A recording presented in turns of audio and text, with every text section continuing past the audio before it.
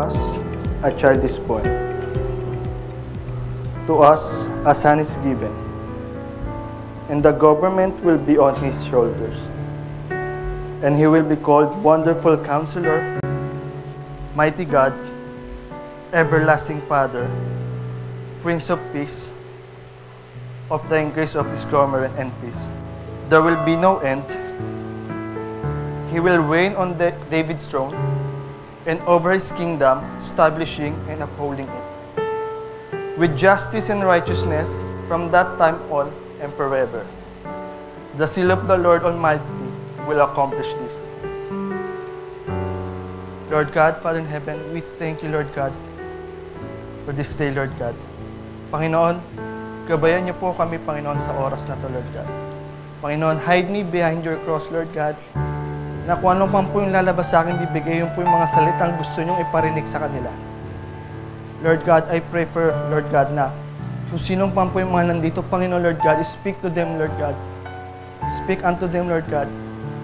Panginoon, maraming salamat po, Lord God, dahil hindi mo kami iniwan. That you never leave us, Lord God, na nakasama ka namin mula noon hanggang ngayon, Lord God. Maraming salamat po, Panginoon, sa ginawa niyo sa krus. Ito po ang aming dalangin sa oras na po. In Jesus' name we pray. Amen and amen.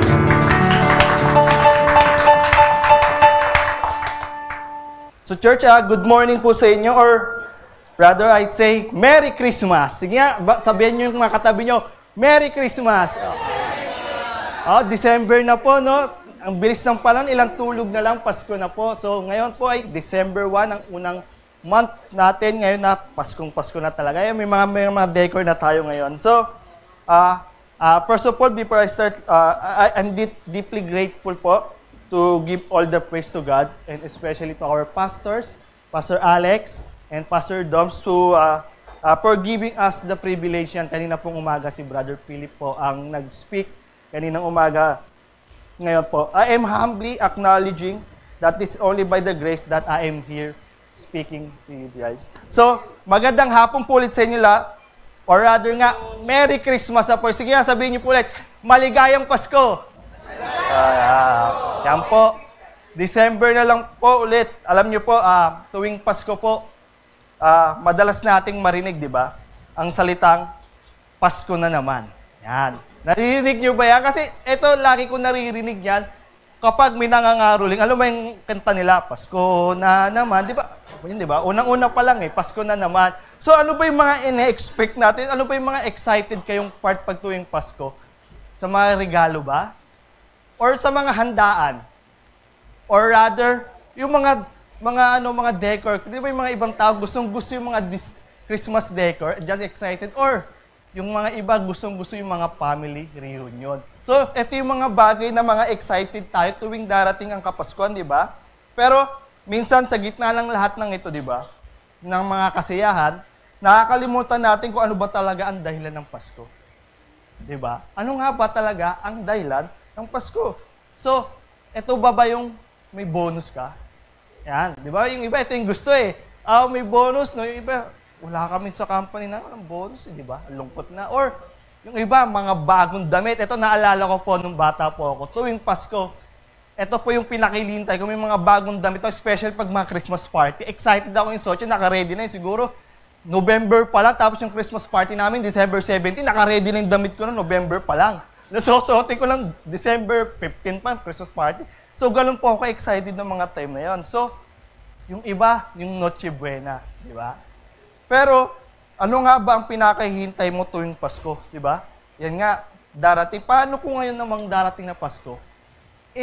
Wala yung mga bagay na yan. Wala kang na-receive na mga bonus, bagong damit, di ba? Ito ba yung magdi-define ng Pasko mo? Ito ba yung mag-explain kung ano yung Pasko sa buhay mo? Di ba yung iba sasabihin nila, malungkot yung Pasko ko, bakit? Wala akong pera Di ba yung bang dahilan, bakit may Pasko? So, ngayong araw po na to, matututunan po natin ang tunay na explanation kung bakit may Pasko. So, kanina pong umaga sinabi po ni Brother Philip nga, ngayon nga po pagpasok ngayon ng Pasko, papasok rin po tayo sa panibagong series natin na tinatawag nating Christmas series na The Gift of Emmanuel. God with us. So ito po, church, meron po tayong meron po tayong series na papasukin po dito sa napapamagatan po natin na thank you, Philip. Yan. Ngayong araw po, pag-uusapan po natin to, ang part 1 na pinamagatang The Promise of Emmanuel. So ang ating main verse po ay makikita po natin o manggagaling po sa Isaiah 7 verse 14. Basahin ko po, sabi po dito, all right then, the Lord Himself will give you the sign. Look, the virgin will conceive a child. She will give birth to a son and will call him Emmanuel, which means God with us. Ito pong ano na to, Isaiah po na to, Isaiah 7:14. Kung isipin natin, no, Isaiah 7:14 is, sinong tinutukoy po dito? Sa Isaiah 7:14, si Jesus po, di ba? Pero kung maiisip natin, si Jesus ay na-introduce nung New Testament. Pero so, what it's all about? What is the context? Bakit nasa Isaiah to? So ito po, Isaiah is a prophecy pointing to the miraculous birth of Jesus Christ, a foundational truth of Christmas story. This verse reminds us the divine intervention, hope, and love of God expressed through His Son, Emmanuel, which means God with us. Okay, so pag-aralan po natin to, kung ano pong ibig sabihin nito. This verse is part of the prophecy given by the prophet Isaiah to the king Ahaz of Judah. So si King Ahaz, siya po yung hari ng Judah noong mga time na to. So Ahaz was facing a political and military threats. So next po. And Isaiah was reassuring him that God was in control and provide a sign of His presence and protection. So, konting background lang po. Nung time na ito po si King Ahaz, may 3 country po ang nagsanib puwersa para sakupin ang Judah or sugudin ng Judah. So, si King Ahaz po, takot na takot po siya. Di na po niya alam ang gagawin niya. And to the point na ginawa niya, kumapit siya sa patalim. Balak niyang sumali sa Assyrian Empire. Humingi ng tulong. Pero, sabi ni God kay Isaiah, puntahan mo nga to si King Ahaz kasi walang tiwala sa akin. Gumagawa lang sarili niyang ng solusyon sa problema. Minsan ganito ba tayo? Na-experience nyo ba ganito? May problema kayo? Hindi, imbis na una niyong gawin lumapit kay Lord, ang ginawa niya, gumawa kayo agad ng solusyon niyo na hindi niyo nilalapit sa Panginoon. Ganito po ang ginawa ni King Ahaz. Lumapit kaagad siya sa ibang tao, hindi kay Lord. So, pinuntahan kaagad siya ni King Ahaz. Ni Isaiah. So sabi ni Isaiah, huwag mong gawin yung pinaplano mo. Ito yung gustong sasabihin sa'yo ng Panginoon. Gusto mo, pwede mo kang humingi ng sign sa Panginoon para meron kang assurance. Ang sagot ni King Ahaz, ayoko nang idamay si Lord dito. Tapang. Sabi ni King Ahaz, ayoko nang idamay si Lord dito. Sabi nga, di ba, huwag mong ititest ng Panginoon. So, si Isaiah nagalit. Sabi niya, sige, kung ayaw mo, bibigay ko pa rin sa inyo. Kaya etong sinabi niya, yung 7:14 na sign sa Panginoon. So, lagi yan sinasabi ni Pastor Alex, ano? Kung iisipin nyo, King Ahaz, bago pa pinanganak si Jesucristo, 700 plus years ang pagitan nito. So, anong connect nung sinabi ni Isaiah na may ipapanganak, di ba? Na galing sa virgin na babae. Anong connect nito sa problema na kinakaharap ni King Ahaz? So, what is the immediate context of this verse? So, let's continue reading po sa verse 15 to 16 ng Isaiah. Ito pong katuktong nito. Sabi po dito, He will be eating curds and honey when he knows enough to reject the wrong and choose the right, for before the boy knows enough to reject the wrong and choose the right, the land of 2 kings you dread will be laid waste. So, ano yung immediate context? This is the immediate context for King Ahaz that time. Yung immediate context is the assurance of God na hindi mapapahamak ang Judah. Bakit? Kasi doon sa verse 7, sinabi rin ng Panginoon, their plan will not succeed. It will not happen. So, balikan po natin yung verse na yun. Pabalik doon sa verse 15 na yun. Yan. Sabi dito, kung titignan natin, sabi dito, ang tinutukoy po dito ay yung pagpanganak ng Savior. He will be eating curds and honey when he knows enough. Ibig sabihin, itong batang to, kakain pa, lalaki pa. The boy will know enough to reject the wrong and choose the right. Ibig sabihin, itong batang itong ipapanganak na sinasabi ng Panginoon, yung pangako ng Panginoon, ay malatututo palang tama at mali.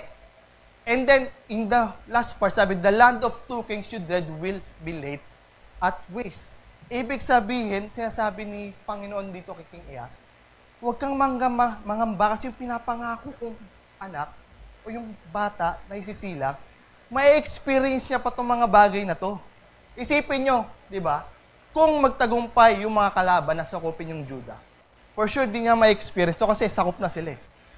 Pero hindi, ito yung assurance ng Panginoon para sa kanya. Makakain pa tong batang to, lalaki pa to, masusubaybayan niyo to lumaki. At yun ay si Jesus. So, ano ulit, Kuya Mel? Ano? Di ba? So, what is the significance of this verse for Christians today? So, ito po. Isaiah 17 verse 14 ay patuloy na nagbibigay na inspirasyon sa mga Kristiyano bilang pundasyon sa ating pananampalataya. Pinatunayan nito ang katuparan ng pangako ng Diyos mula kay Jesucristo. Nagbibigay ng katiyakan sa mga mananampalataya na kasama nila ang Diyos at nagbibigay ng pag-asa sa gitna ng pagsubok. Ang mensaheng itong God with us ay isang makapangyarihang paalala ng mga na ang pagmamahal at kaligtasan ng Diyos ay bukas para sa lahat sa kahit anong panahon. Ibig sabihin po, yung pangako po ng Panginoon hindi lang po natatapos sa panahon ng Old Testament. Patuloy po siya hanggang ngayon sa atin.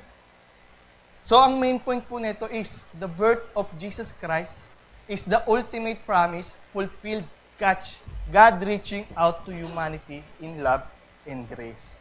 So, church, ngayong araw po ngayon, may 3 points po akong ibabahagi sa inyo tungkol sa promise of Emmanuel. Unang-una po, ito po yung God's promise of redemption. Pangalawa po, the fulfillment of the prophetic word, and Jesus the promise for all of people. So, yun po. So, ano po yung pangako ng Panginoon?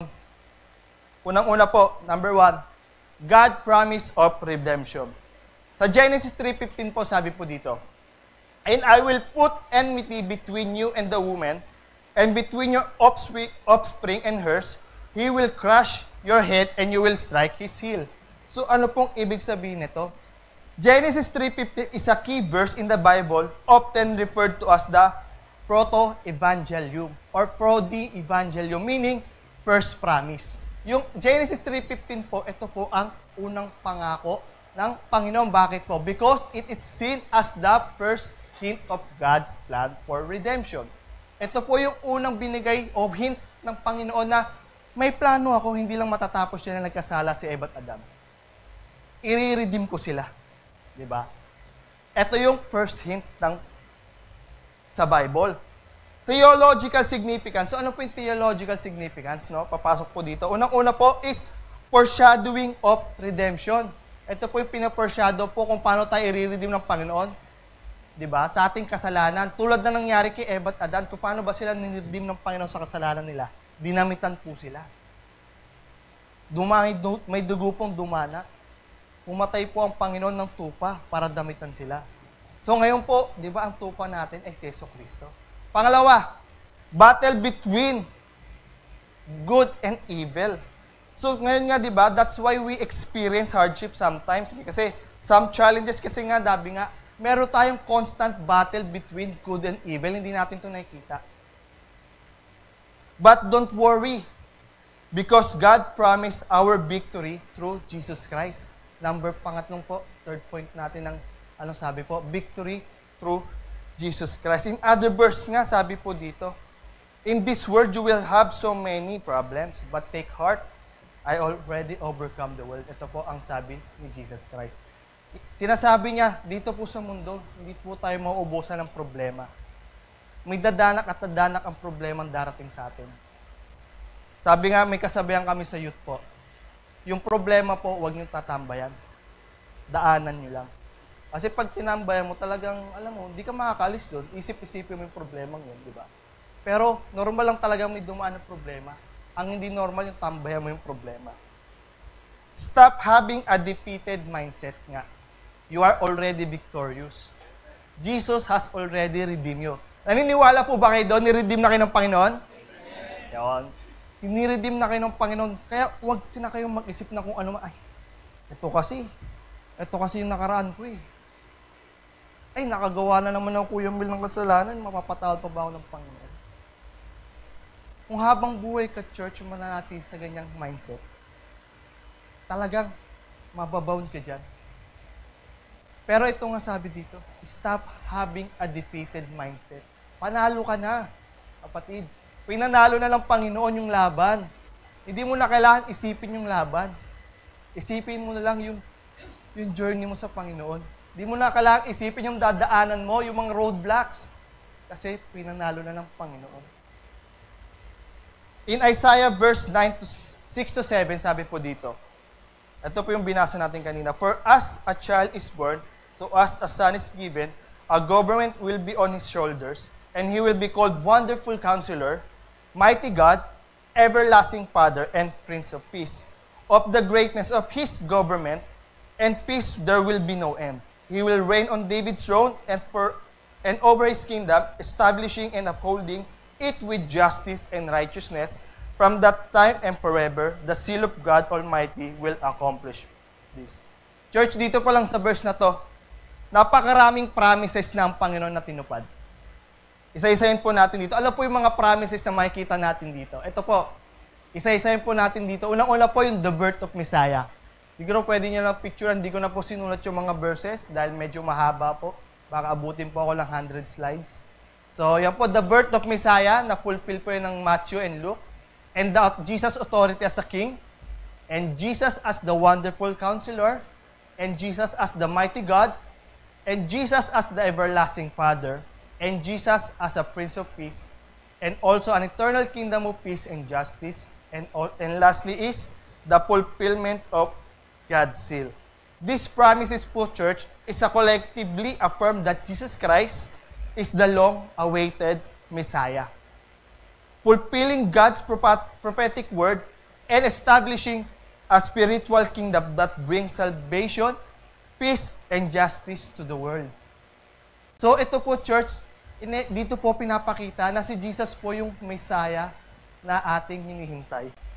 Church, may share lang akong konti siguro.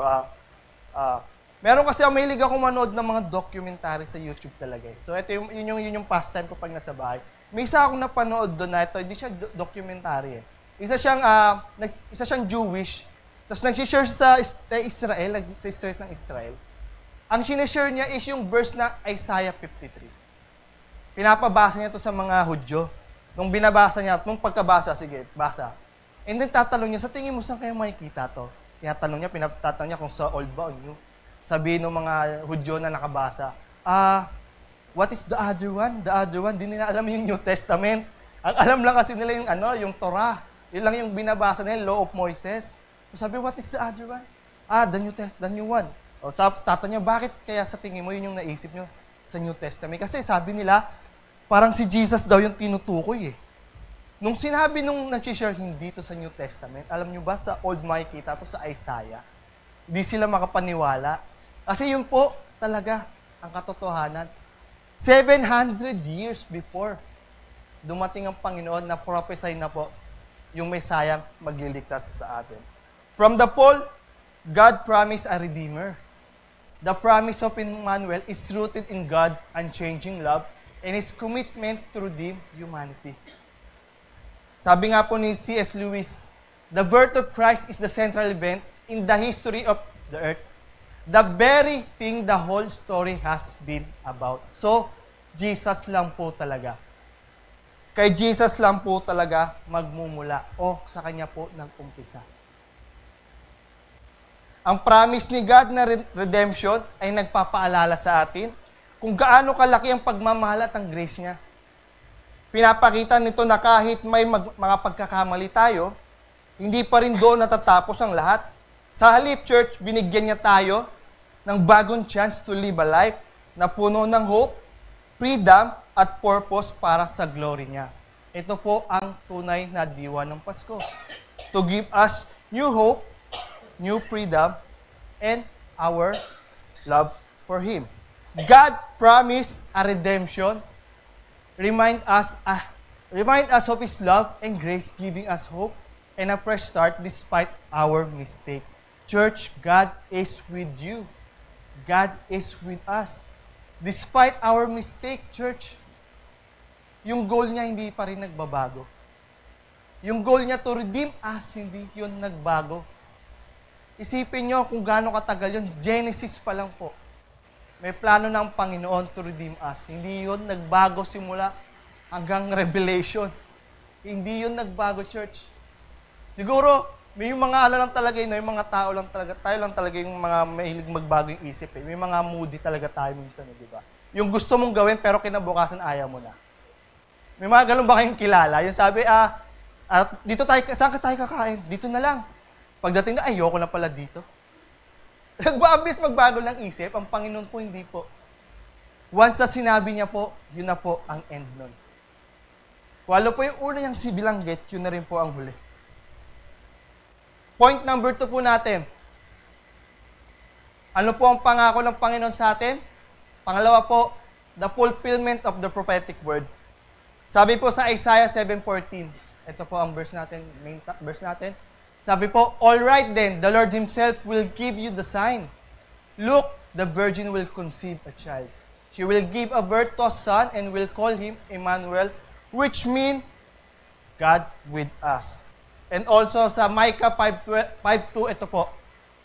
But you, Bethlehem Ephratah, though you are small among the clans of Judah, out of you will come me one who will be a ruler over Israel, whose origin are from ancient times. So dito pa lang po, Micah po. Another passage po na matatagpo natin sa Old Testament po. Dito pa lang po, pinopesa yung Messiah na manggagaling po is galing po sa Bethlehem. Galing po. And si Jesus po, alam naman po natin kung saan siya pinanganak, di ba? Prophecies about the Messiah birth were given centuries prior, showing God's faithfulness to fulfill His word. So, sabi po dito, yung mga prophecies po about sa Messiah, centuries pa po yung pagitan. Diba? Centuries. Kayo po ba, eto try nyo po, isipin, meron na po ba kayo, ano yung unang-unang pangako nyong ginawa? Naalala nyo kaya? Try nyo nga isipin, kung ano yung unang ginawa nyong pangako. Siguro, yung iba, siguro may meron dito, magagali yung memory, no? Naalala pa. Pero yung iba, masupas na hindi nyo na maalala yung una yung pinangako. Yung una yung binatawang pangako, hindi nyo na maalala. Pero ito po yung Panginoon. Sobrang faithful niya po sa kanyang salita to fulfill His promise. Kahit sobrang tagal ng pagitan, hindi niya nakalimutan yung pangako niya to redeem us and to fulfill His word. Sabi po sa Matthew 1:22-23. Ito po yung sa New Testament. All this took place to fulfill what the Lord had said through the prophet. The virgin will conceive and give birth to a son, and they will call him Emmanuel, which means God with us. Parang familiar po ba? May kaparehas na verse? Alin kaparehas niyang verse? Yung Isaiah, di ba? Di ba, isipin niyo yung Matthew, New Testament yan. So, pinanganak na si Jesus. Isaiah, before Christ pa ipanganak. 700 years plus ang pagitan. Pero dito, pinulpil ng Panginoon. Di ba? Imagine, church, kung gaano katagal yung pagitan nun, ng mga verses sa isa't isa. Hindi yon nakalimutan ng Panginoon. Tinupad niya yon. Church, may mga tao bang nangako sa inyo? Meron ba?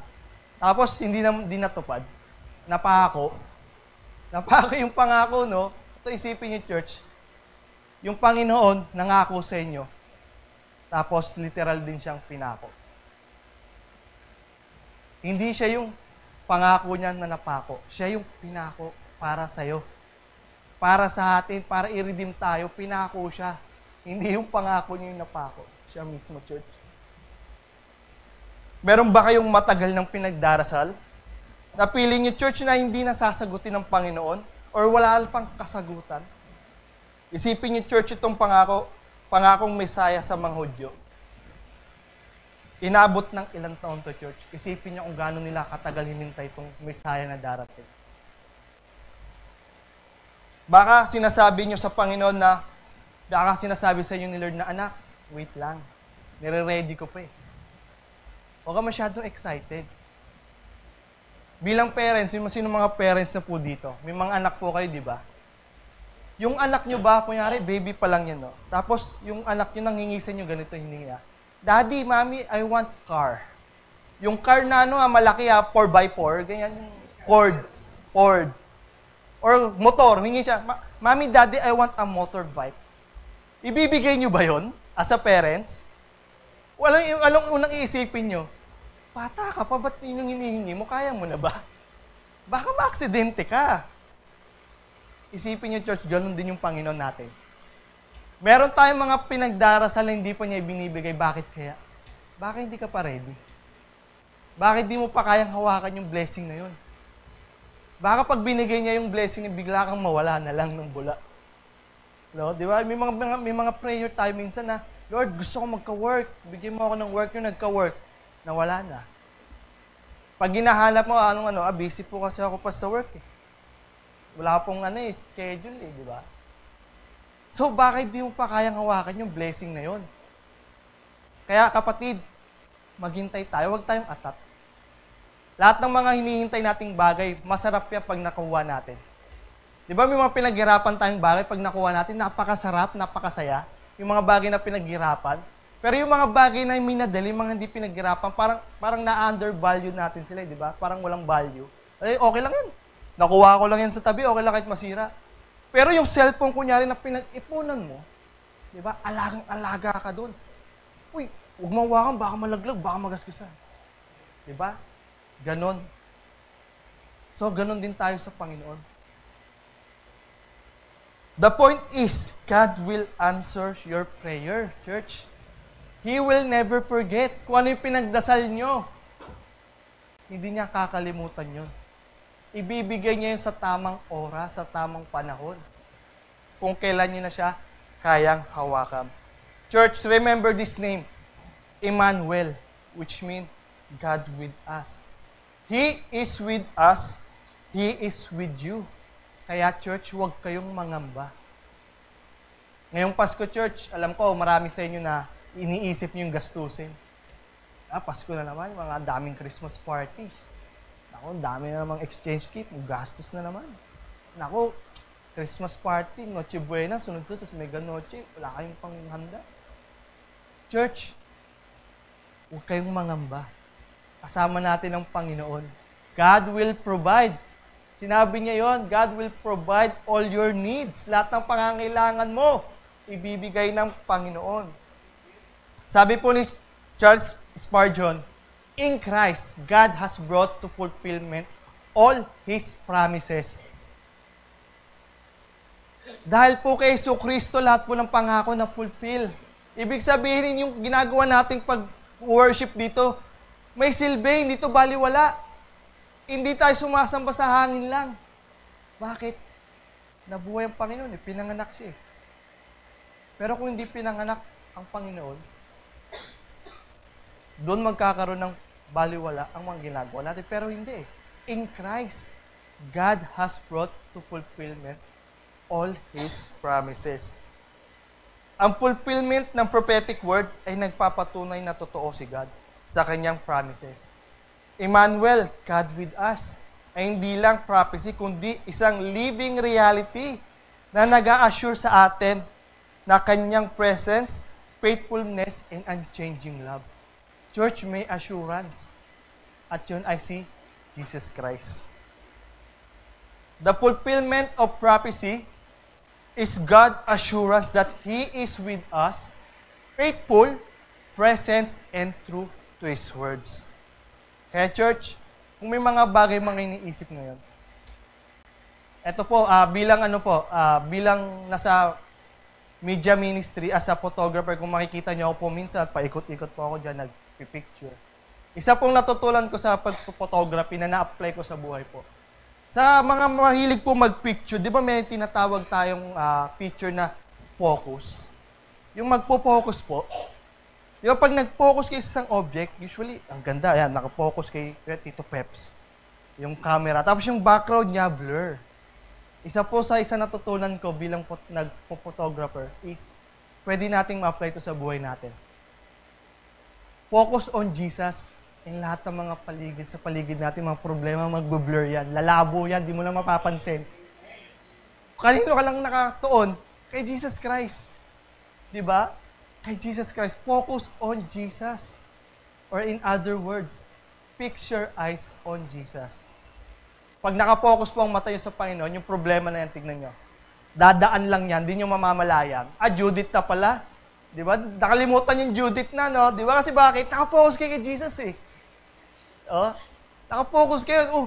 Pasko na pala, nalagpasan natin. Meron tayong handaan. Paano nangyari yun? Di natin alam bakit. Nakapokus kayo kay Jesus. Yung tuition fee ng mga anak natin na bayaran, di ko alam kung paano, bakit nangyari yun. Bakit? Nakapokus ka kay Jesus. Pero kung kabaliktaran yung ginagawa mo, nakapokus ka sa mga problema at hindi kay Jesus, kahit anong magandang bagay na dumating sa buhay mo, hindi mo na mapapansin. Hindi mo na makikita yung mga taong nagmamalasakit sa'yo. Hindi mo na makikita yung mga taong tumutulong sa'yo na may mga tao palang nagmamahal sa'yo. Bakit? Nakapokus ka sa problema at hindi kay Jesus. So church, fix your eyes on Jesus. So, ang pangatlong pangako, Jesus, the promise for all people. Sabi po dito sa Luke 2, verse 30-32, For my eyes have seen your salvation, which you have prepared in the sight of all nations, a light for revelation to the Gentiles and the glory of your people in Israel. And also in Galatians, verse 3-28, ito pong sabi, There is neither Jew nor Gentile, neither slave nor free, nor there male and female, for you are all one in Christ Jesus. So church, both verses highlight that for Christians, our identity in Christ supersedes all other identities. Whether Jew or Gentile, rich or poor, male or female, all believers are united as one in Jesus Christ. And their value is not defined by worldly categories but by their relationship with Him. Hindi na kayo nakakategorize, mayaman, mahirap, sintonado, maganda boses. Diba? Kasi kung baka wala ako dito, sintonado ako eh. Diba? So, hindi tayo nakategorize. But we are categorized by one. We are one in Christ. So, ano yung batayan na lang natin sa Panginoon? Yung gano'ng kalalim ang relationship natin sa Kanya. Yun na lang ang ating nagiging batayan. These verses also affirm that the universal scope of God's salvation, Jesus is the Savior for all people. And in Christ, the distinction that often divide humanity are overcome by unifying power of gospel. The coming of Jesus was for all people, breaking cultural, racial, and social barriers. So, ang Panginoon po para sa lahat. Isa po sa narinig ko po dati sa preaching po dati na isang pastor, ang sabi po niya dito is, the blood of Jesus Christ is sufficient for all, but only efficient to those who believe. Ibig sabihin po, church, si Jesucristo po namatay para sa lahat. Pero hindi po lahat maliligtas. Bakit po? Sabi po kasi sa isang famous po na verse, For God so loved the world, that He gave His only begotten Son, that whoever, anong kasunod? Believes. So, yung number one requirement is to believe. So, yun po yung requirement, church. Para sa lahat po, namatay si Jesucristo. Pero, hindi lahat maliligtas. Ang maliligtas lang po ay yung mga maniniwala sa Kanya. Sabi po ni Billy Graham, Jesus was born not only to bring peace to the Jewish, but to reveal the love of God to all humanity. So, ibig sabihin, church, itong pangako ng Panginoon na hindi lang para sa inyo, para rin sa kapitbahay nyo. Kung yung kapitbahay nyo hindi pa to alam tong pangakong to, baka it's time to share them, di ba? I-share nyo sa kanila. Kasi hindi lang para sa iyo eh. Huwag mo namang ang tawag ito, ipagdamot. Yun, tama. Thank you. Ipagdamot, huwag mo ipagdamot. Di ba? Kasi at one point in your life, may nag-pray para sa inyo. Di ba? Bakit kayo nandito? Hindi lang, sariling kusa ko. Napadaan lang ko yun. Pumasok ako. Tapos yun, dito na ako. Hindi, church. May nag-pray sa inyong tao na pinagdasal kayo. Na one in your lifetime makilala niyong Panginoon. Bakit hindi niyo to gawin din sa paligid niyo? Sabi nga, naalala ko sa last nating series about mission, sabi ni Pastor Alex. Yung mission po, hindi lang po para sa mga lumalabas. Minsan, kailangan mo lang tumawid ng kalsada o lumabas ng pintuan nyo. Mission field na po yun. Hindi nyo na po kailangan umakyat pa ng bundok, yan, mag-camping doon. Pwede nyo pong gawin to outside of your house. Yes, church. Masarap po makatanggap ng regalo ngayong Pasko. Sino ba namang ayaw ng mga regalo? Di ba tuwing Pasko, lahat po ng tao nagiging bata. Pumabalik po sa pagkabata. O maraming handaan. O mga out of town. O mga bonus. Di ba? Yan po ang ating mga gustong matanggap ngayong Pasko. Pero po, church, paano po kung wala kang natanggap o nakuha mga ganito ngayong Pasko? Ito ba ang magdidefine ng Pasko nyo? Mga kapatid, si Jesus Christ ang rason ng Pasko. Siya po ang tunay na dahilan kung bakit may Pasko. Embrace the hope of God's promises and recognize Jesus as the fulfillment of all our deepest needs. Jesus lang kumbaga. Merong void dyan sa puso mo. Si Jesus lang may kaya mag-fulfill nun. Isa pa po na naalala ko, kilala niyo po si Jim Carrey.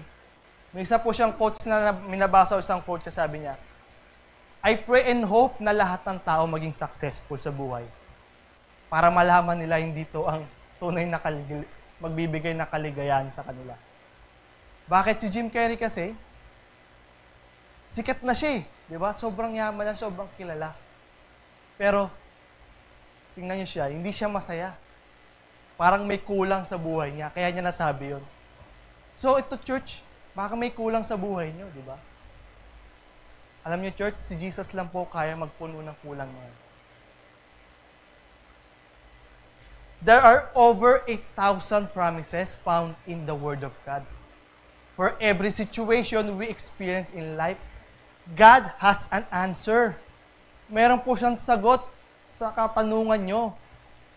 Sabi po dyan, there are over 8,000 promises, pero kung di nyo alam yung kahit isa doon, kunyari, ang alam nyo lang, Jesus wept, iiyak na lang kayo. Diba? John and Judith, anong gagawin ko? Alam lang, John 11:35, Jesus wept, iyak na lang din ako. Diba? Pero sabi po dito, kung alam nyo po ang mga pangako ng Panginoon sa salita po niya, marami po siya dito. Lahat po ng sitwasyon na meron tayo sa buhay, may kasagutan ang Panginoon. Si Jesus ang ultimate promise para sa lahat. Patunay na si God ay kasama natin, nagpapakita ng pagmamahal, nagbibigay ng kaligtasan at nagkakaisa sa atin sa pamamagitan ng kanyang grace at truth. Jesus is God's promise for everyone. Proof that He is with us, bringing love, salvation, and unity. So church, what is the promise of Emmanuel? Unang-una po is the promise of redemption. Second, the promise of prophetic word fulfilled. And lastly, Jesus, the fulfilled promise for all nations. Church, alam ko po ngayong Pasko gusto nyo makatanggap ng regalo. Lahat po tayo, di ba? Lahat tayo. Material na bagay man yan, or vacation leave, di ba? Gustong-gusto natin yan. Pero alam nyo po ba, ang Panginoon po meron ding regalo para sa atin. At yung regalong ito po, church, is yung regalo na panghabang buhay. So ngayon po, church, ini-invite ko po kayo, church, to close your eyes. And gusto ko lang po, ipanalangin po natin to. Ayoko pong palagpasin po tong oras na to para gawin natin to. Sa mga gusto po na matanggap ang regalo ng Panginoong Hesukristo, sabayan niyo po ako sa panalangin na ito. Panginoong Diyos, tinatanggap ko po ang regalo mo. Ang regalong buhay na walang hanggan, nakapiling ka. Panginoon, humingi po ako ng kapatawaran sa aking mga kasalanan. Panginoon, ikaw po ang maging Diyos at tagapagligtas ng buhay ko. Panginoon, ngayong darating na Pasko po, Panginoon, ikaw po ang magiging sentro at rason kung bakit ako magpapasko. Maraming salamat po sa regalo. In Jesus' name we pray. Amen and amen. So church, and sa mga online, kung pinalalangin niyo po to, kung tinanggap mo po buong puso yung regalo po ng Panginoon, maligayang Pasko po sa'yo. So church, before I end this lesson po, this preaching po, I want you to watch this video po. Isa sa mga favorite kong poem, tinatawag na Footprints in the Sands. Sige po, ipikit po natin ang ating mga mata. Habang nakapikit po ang mga mata nyo, isipin nyo, church, yung mga bagay o panahon na masaya kayo. O yung mga bagay na meron kayo nakuha o natanggap. Isipin nyo po lahat ng masasayang bagay na dumaan sa buhay nyo. Ngayon po, church, isipin nyo naman po yung mga panahon na may nararanasan kayo na challenges sa buhay. Yung mga panahon na wala kayo. Yung feeling mo na pinabayaan ka ng Panginoon sa mga oras na yan. Nakala mo wala siya. Nakala mo mag-isa ka na naglalakad. Ang tanong, church, nawala po ba siya talaga sa tabi nyo? O masyado na lang tayong nakapokus sa mga problema natin at hindi na natin siya napansin? Church, tandaan po natin lagi na hindi kanya pinabayaan. Kundi buhat-buhat kanya. Yung mga panahon na akala mo mag-isa ka na lang, isang footprints na lang ang nakikita mo. Hindi mo mga yapak yun. Kundi yapak ng Panginoon na yun kasi buhat-buhat ka na niya.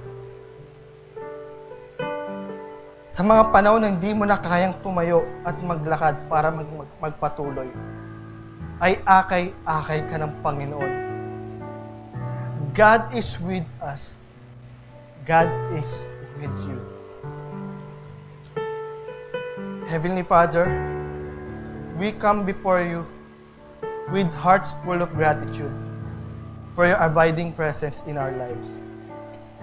Thank you for the beautiful reminder that when we face life's most difficult moments, you are there to carry us, Lord.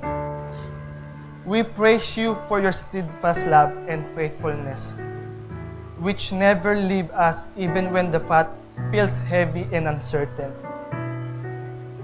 Thank you for the gift of Jesus, our Emmanuel, God with us. In Him, we see the fulfillment of your promises, the light that guides us, and the Savior who carries our burden. We are in awe of the sacrifice He made on the cross, taking on our sins so we could walk in freedom and hope. His presence in our lives reassures us that no trials too great, no valley too deep, and no storm too fierce for your saving hand. Lord, we trust you completely, knowing that your grace is sufficient for every season. Lord God, teach us to recognize your footprints in our lives. Those moments when your strength has upheld us, your peace has calmed us, and your love has surrounded us. Let us never forget the promise fulfilled through Jesus Christ. the assurance of salvation, the gift of eternal life, and the joy of walking with you daily. With thankful hearts, we surrender all that we are to you. May we live life that honor your name, sharing the hope and comfort we have found in your presence. Thank you, Lord, for Emmanuel, for walking with us, and for carrying us when we could not stand on our own. In Jesus' name we pray, amen and